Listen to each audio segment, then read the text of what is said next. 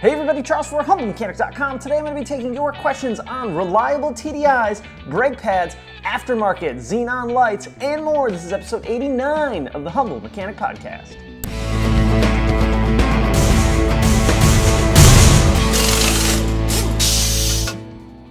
Like I said, this is the show where I take your questions. The way to get a question answered on a show like this is to email me, charles@humblemechanic.com, and put question for Charles in the subject. Okay, before we get into your questions, let's talk about the sponsor of the day, which is CRP Automotive. CRP deals in a ton of OE parts. They even supply Volkswagen and Audi with their DSG fluid. They deal in everything from suspension parts to timing belt kits and coolant. So check them out at crpautomotive.com. All right, let's get into your questions. First one comes from Sean. He says, Charles, what are your thoughts on a reliable TDI make and year? He's got a friend looking for a used one, and what are the average costs and warning signs to look for?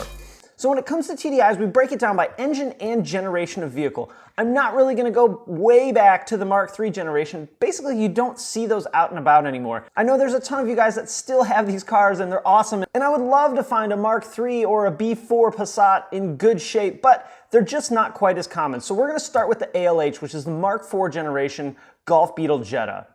Overall, that's my favorite TDI. To me, they're the most reliable and have the least stuff built onto them. Now the Mark IV TDI actually has two engine options. You can have the ALH, which is the one that I was just talking about.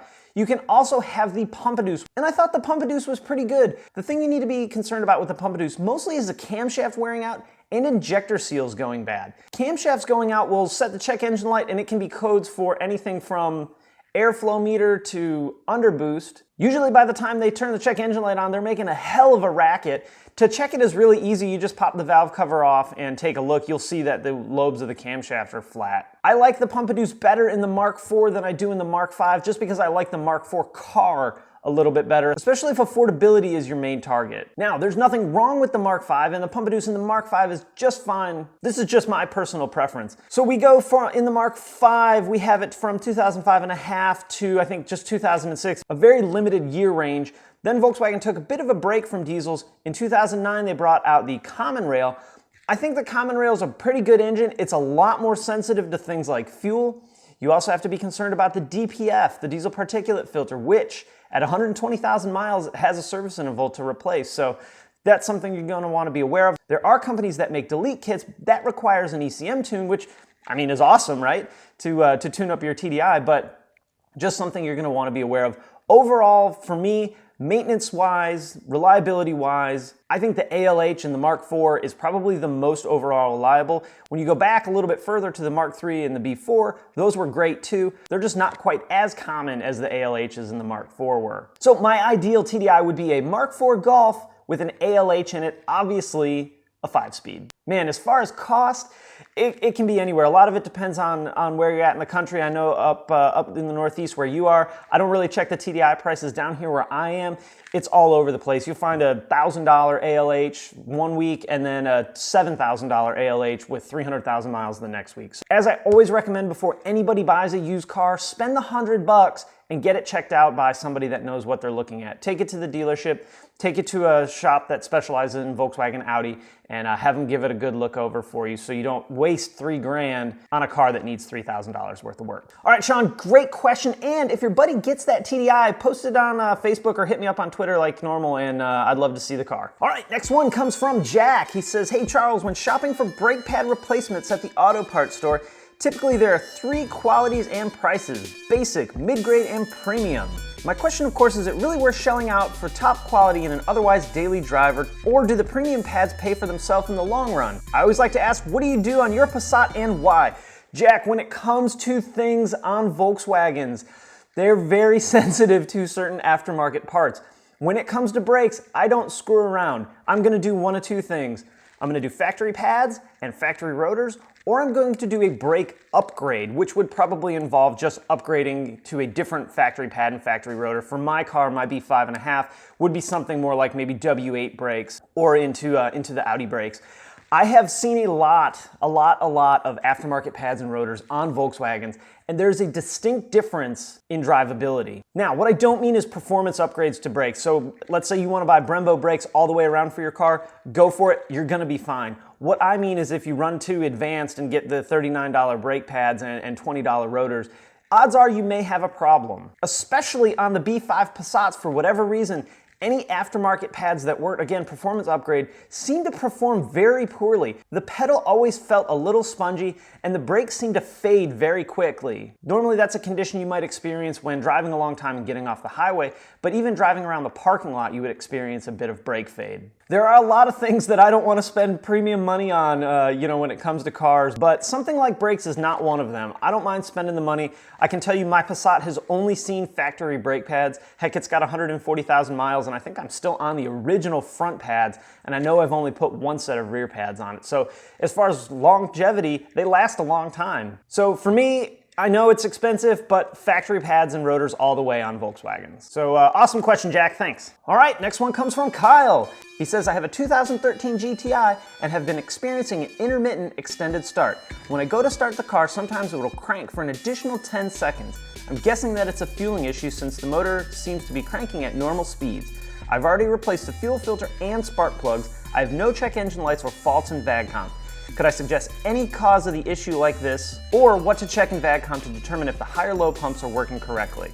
All right, Kyle, I have ran into this a lot, and I would say 99% of the time, it's the in-tank fuel pump. You are really going to need a fuel pressure gauge to determine 100% that this is the issue. It's also good that you have VAGCOM because just straight hooking the fuel pressure gauge up is not the right way to check fuel pressure on your specific car. If you hadn't told me that you had already replaced the fuel filter, I would say to start there because they're so cheap and it's very easy to replace those. There is a pressure regulator inside that fuel filter that can bleed down and cause exactly what you're having happen. We had one in the shop the other day that we got out the fuel pressure gauge, we checked it under the hood, and we worked our way back checking it at each point, at each fuel connection, and determined that it was the fuel filter that was bleeding back down and basically letting all the fuel drain back out of the line. There's not gonna really be a great way solely with VAGCOM though to tell whether it's the high pressure pump or the low pressure pump. If you had a failure of the high pressure pump, you would probably get a fault. And we can look at high pressure fuel on your car to see what it is. Normally it's like 40 bar at idle. Usually when the high pressure pump fails, it's anywhere from 7 bar to 10 bar. The other thing you may wanna consider when you step out of just the ECM world is looking at the driver's door latch for any kind of fault. Remember, these fuel pumps prime when you unlock and open the driver's door. So if your fuel pump's not priming, it can cause a bit of an extended crank. But odds are, man, this is an issue with the pump inside the tank or the fuel pump control module. Generally, the fuel pump control module makes the car run really poorly though. I'm telling you, man, 90% of the time when it's an extended crank, it's the pump inside of the tank. So if you have a fuel pressure gauge, hook it up, see what you got. Output test the fuel pump with your VAGCOM, and that'll give you full pressure. Remember, this is a pulse width modulated pump, so if you just have it hooked up while you're cranking, it will not give you full pressure. But the big thing you're gonna be looking for is bleed down of the fuel pressure after you shut the key off. So awesome question, Kyle, man, good luck. If you don't have a fuel pressure gauge, that might be a good investment to have. They're not that expensive. You don't need the highest quality one out there, especially if you're just gonna be using it on your own car. And good luck and let us know what you find. Okay, next one comes from Kelly. I've got a full-time career in another profession that's stable and affords me a lot of time off. I work on a lot of cars in my spare time, mostly TDIs, Power Strokes, and a lot of stuff in between. I'm tossing around the idea of finding a part-time job to get some extra cash and tinker on cars when my driveway's empty. I like VWs a lot and actually enjoy working on them. You are a rare bird, Kelly. Some people don't understand why these cars are so awesome to work on, but that's really cool. I've done some pretty high-hour jobs, including flywheels, DSG clutch kits, EGR coolers, camshaft, exhaust valves, assorted wiring harnesses, etc. I just do it for fun for myself, friends, and family. I've wondered if a dealership would typically look at someone like me to maybe do service express work on the side, or if they're only looking for hiring full-time people. It seems that being a tech in a shop usually requires attending a tech school and lots of other training usually paid by the student. I'm not interested in any of that. I spent 4 years in college for my career. So what do you think, Kelly? All right, Kelly, okay, first of all, you do not need to go to tech school to be a technician. There is a lot of information that you learn in tech schools, but I will tell you that 6 months on the job, you'll generally learn more than you will at a tech school. You can't teach the real world in a tech school. It just doesn't happen. There's way too many variables. It doesn't matter if you go to the best one in the country or the crappiest one in the country. You're not going to learn everything you need to know at a tech school. So I think Service Express is an awesome way to get in the field. I think it's an awesome part-time job. We got a guy now that's an enthusiast, done a lot of big jobs like you have, that has started in the Service Express. I think his capability is beyond what Service Express is, but Service Express is such an awesome way to get your foot in the door, decide whether, yes, this is right for me, or no, this sucks. I really like working on cars in my driveway, drinking a beer, and having fun with my buddies, rather than having to work in a production facility. The difference between, like, let's say working here, which is super fun, and my buddies will come over, we'll hang out, we'll have some beers, fix each other's car, whatever, is great. When you move into the dealership, it's 100% different. Now it's production. It's oil change, oil change, oil change, oil change, especially in Service Express. It's one job after another after another. You have an expectation of a fast pace. These are get cars in, get cars out. So it's a whole different dynamic from working on cars at home to working at a dealership or working at any shop, really. I would say go for it. I think it's awesome. I think it's cool that you want to step out of what your normal job is, earn a couple bucks extra while fixing cars, and you'll learn a lot about some of the intricacies of doing production work versus doing work that you've done a lot of. Heck, you've done a lot more work than a lot of the new techs starting out of tech school anyway, so don't worry about the tech school thing. Also, you don't need to worry about bringing your own tools in when you work in Service Express. They're supposed to provide all the tools for you, so that's another really awesome benefit of Service Express. You may also want to consider just doing part-time stuff for people that aren't your friends and family and fixing their cars. I know there's a lot of liability about what a technician would call side work, but for you it may not be a big deal, and you've done a lot of things on Volkswagen, so that may be something you want to explore. I can tell you that there's a fair amount of Volkswagen and Audi service stations that started exactly that way. Bunch of guys hanging out, fixing each other's cars. Somebody new comes in, they fix their car. Word kind of gets out that they're the guys that can fix Volkswagens. People start coming to them. Pretty soon, you're Apex Tuning. So consider that as well, but I think working in the dealership would give you a really good perspective on how it's different from working at home for fun and working at a dealership, which is still a lot of fun. It's just a whole different world. So awesome question, Kelly. Hey, if you get that job, let me know. And whatever you decide, good luck. Okay, next up comes from Rick. I have a Mark 7 GTI and I'm considering putting Aftermarket HID headlights and bulbs. I would like the added visibility, but mainly want to change the appearance. What are my thoughts on the quality of these products? ShopDab sells a kit made by Helix and another company sells a set called EDS. What future issues should I be mindful of? What are the warranty implications? Thanks, Rick. Okay, dude, it's your car. Do what you want. I think it's cool. I like the factory xenons. I really like that LED strip. I think it's cool. As far as what are my thoughts on the quality, not having had these in my hand, never having installed them in a car, I can't comment specifically on the quality of each one of these individual products. I will shoot Paul from Deutsch Auto a message and ask him to comment on this video and let you know what he thinks of them, specifically the ones that they sell at Shop DAP. And that'll give you a little bit different insight since he's probably had these parts in his hand and can compare them, these versus factory. As far as future issues and warranty implications, it shouldn't really be a problem at all. Now, let's say you install these headlights and let's say you get a $100 set off of eBay and you install them and it smokes the body control module because the lighting is wrong. Then that's going to be a problem. The dealership's going to know it's due to the aftermarket headlights. That's going to be a repair that you're responsible for. Short of that, I don't see an issue with it. If you put these headlights in and your radio goes out, nothing related. But again, if you put these headlights in and there's something that fails related to these headlights, that repair is going to be something you're going to be responsible for. So Rick, if you get these headlights, man, post a picture up on Facebook or something so we can all check out what they look like. All right, I got time for one more. This one comes from Matthew. He says, as you know, I've taken delivery of a 2002 Mark IV Jetta wagon with a 12-valve VR6. I think this is the AFP engine code. Shouldn't be a big surprise, but I've already started looking at upgrades. You are very much like me, my friend. I immediately start looking at what I can change as soon as I get almost anything that I buy. Specifically, he's been looking at upgrading the cooling system. I've seen all metal pipe, aka the crack pipe. For those of you that don't know, the crack pipe is the pipe that runs from the water pump to the thermostat housing coolant flange area. From the factory, it's plastic.